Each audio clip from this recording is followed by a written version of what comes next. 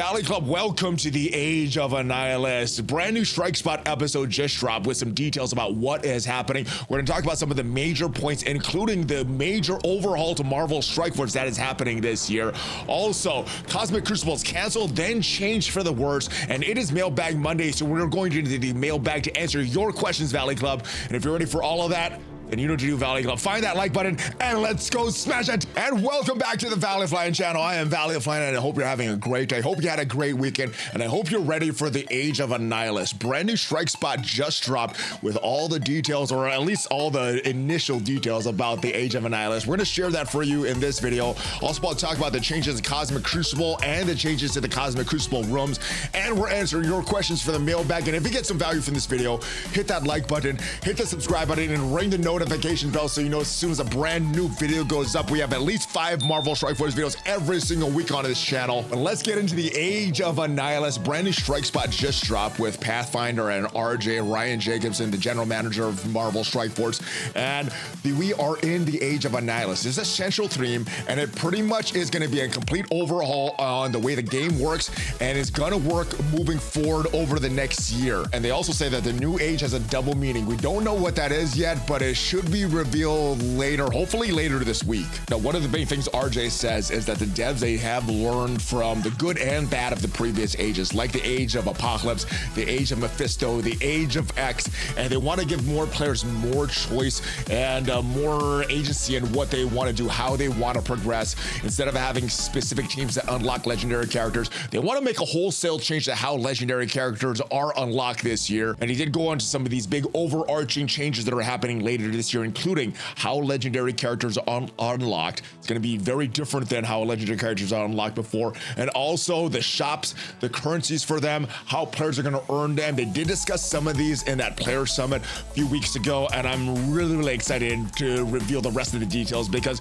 at least for what it sounded like in those initial meetings, it sounded like it's going to be some good changes. And they talked a little bit about Annihilus himself. They talked about him as being a little bad dude, a rad looking villain, his ties to the Fantastic Four. They also mentioned that the other legendary characters are going to play well and tie into Annihilus, which is a good thing. They also mentioned that there's going to be another video coming out on Tuesday, Wednesday, and another live stream on Friday for all your questions about these new ages. So make sure you check those out. The link to the first video, though, will be down in the description. And as you know, Cosmic Crucible is canceled this weekend. I kind of like the no Cosmic Crucible on the weekends. I do like it during the weekdays. I like to play during the weekdays and just relax on the weekends. Some people like it in reverse though, so let me know what you prefer, the weekend Crucible or the weekday Crucible. But unfortunately, not only did it get canceled, some of the fun rooms that I was looking forward to, and I know a lot of the community was looking forward to based on what we saw in the Ultimate 32, well, they got removed. So changes to Cosmic Crucible Season 14. After reviewing some data on the Ultimate 32 tournament,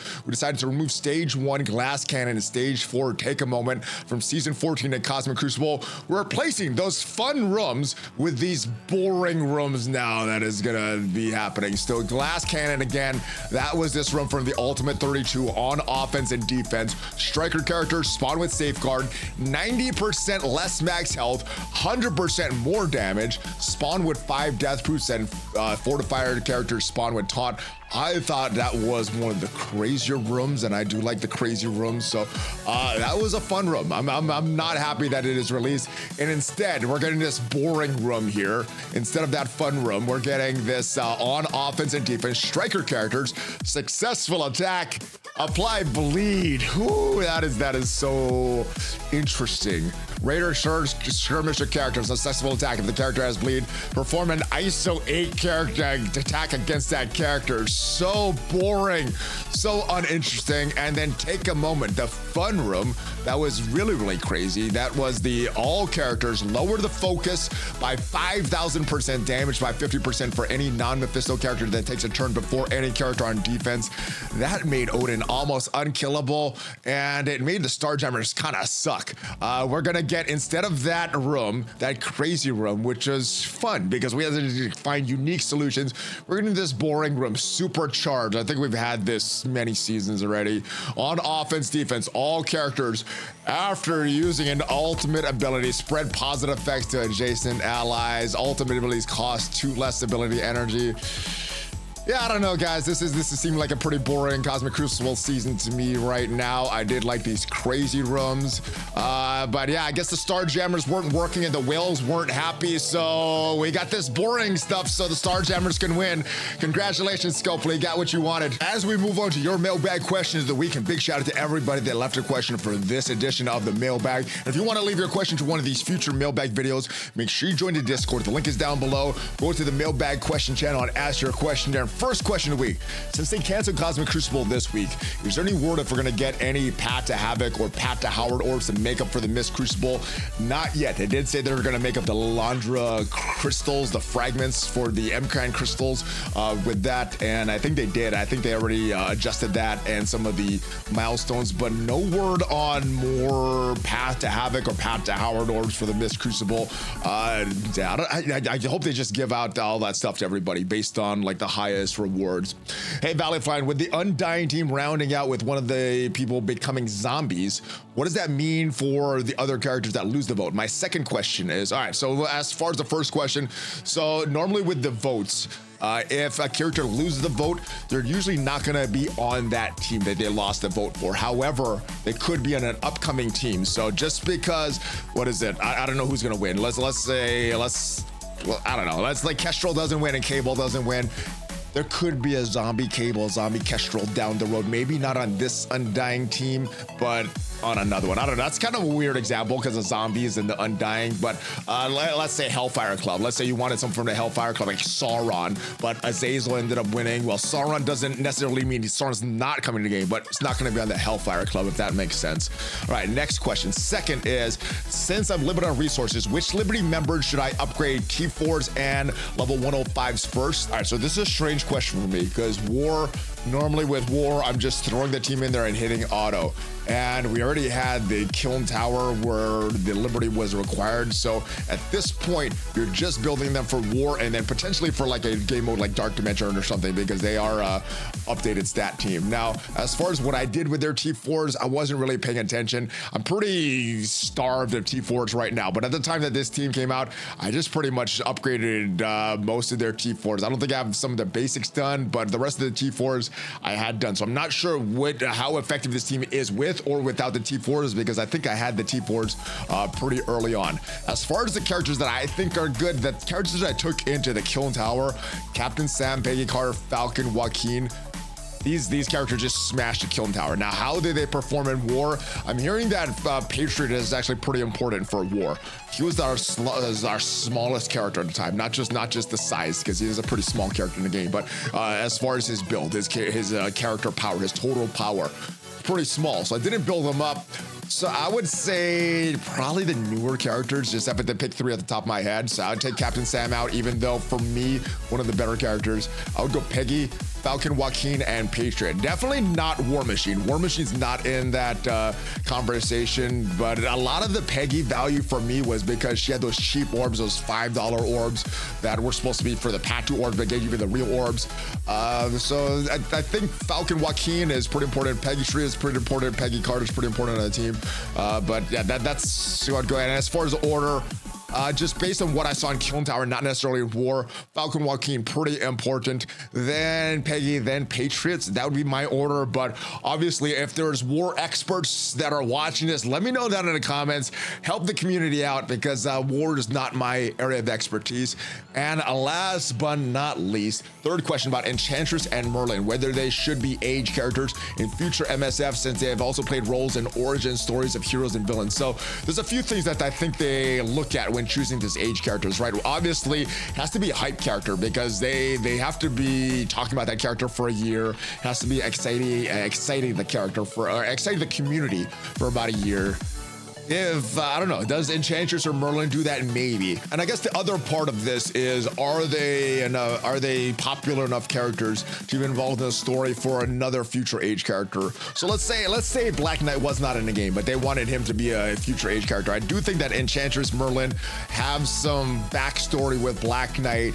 I think at that point they could be in the game. So I guess if they introduce another age character that story-wise Enchantress Merlin would make sense adding them in. And I guess if they look at their data and those characters are popular enough to be a full age character, they could do that. but I think a lot of it has to do with marketing and their story and things like that.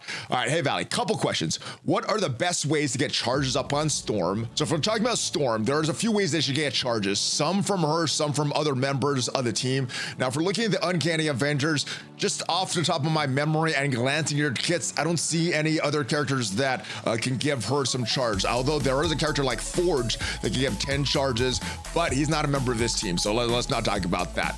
As far as her charge though, I think she's just gaining it from herself. So whenever she does a basic, she's gaining 2 charge. Whenever she does her special, she's getting 5 charge. Whenever she takes a turn, she's getting 3 charges right there. And that is the only place that I know of off the top of my head that she gains charge. Like I said, I looked through their kits, just glanced through it. I didn't see any of these Uncanny Avengers that also gives her charge. I do know there's some characters like Forge that extend the charge, but as far as this Uncanny Avengers, I think she's just getting it from herself. So use her moves, take a turn with Storm.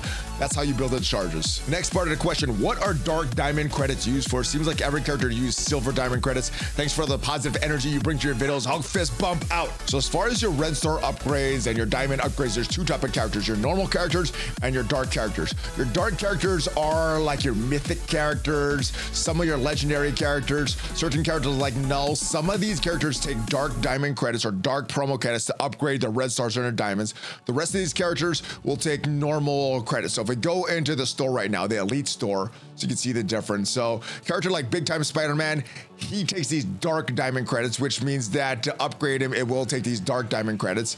But for other characters like Nobu and below, these are characters that take normal credits. So to upgrade them, we'll take these normal silver diamond credits. So for normal characters, getting them up to 5 red stars, I believe, silver promotion credits. Getting their 6th and 7th red star takes these gold promotion credits.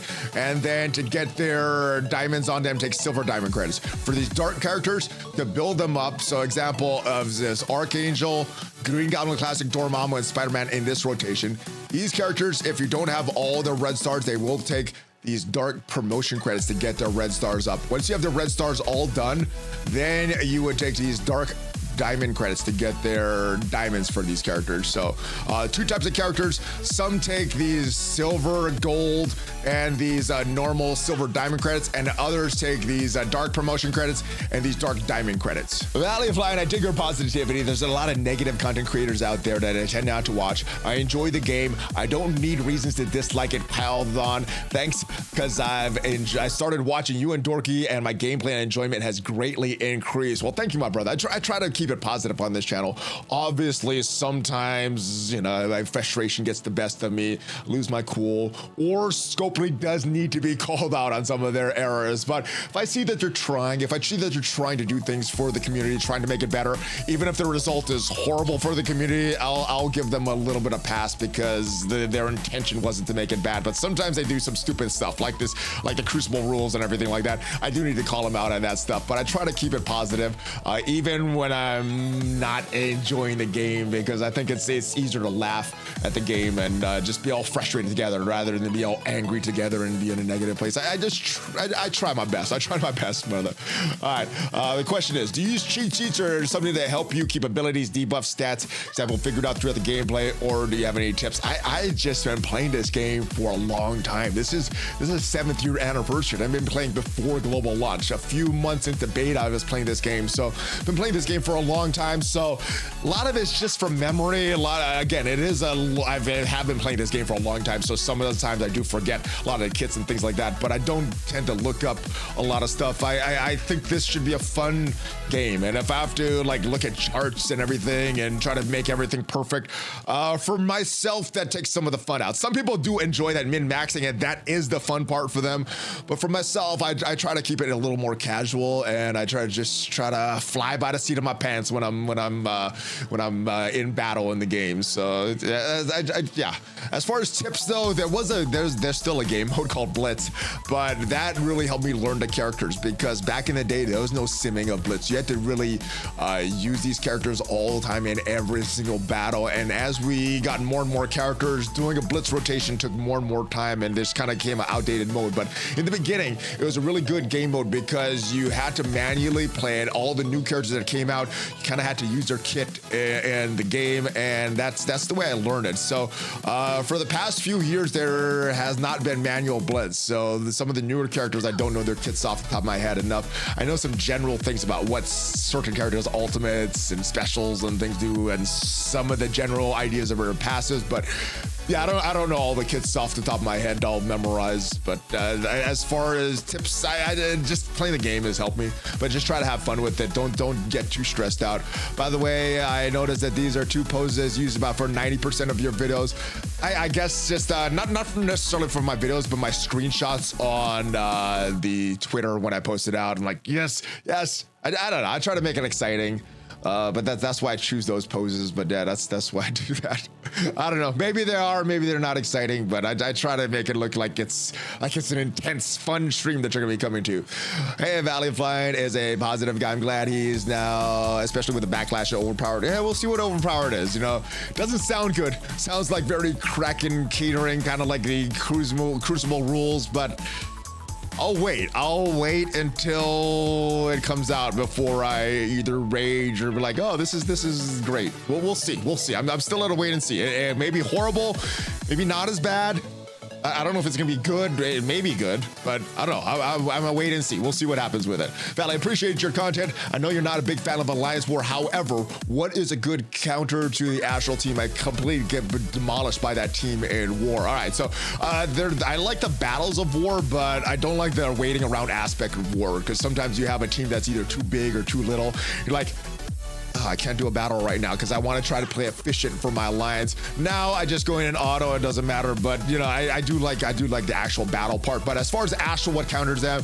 Night Stalkers is the first team listed on the counter sheet, so I would try them first if you're struggling with Astral. So Night Stalker is very good. It can counter Orcus and the Astral team.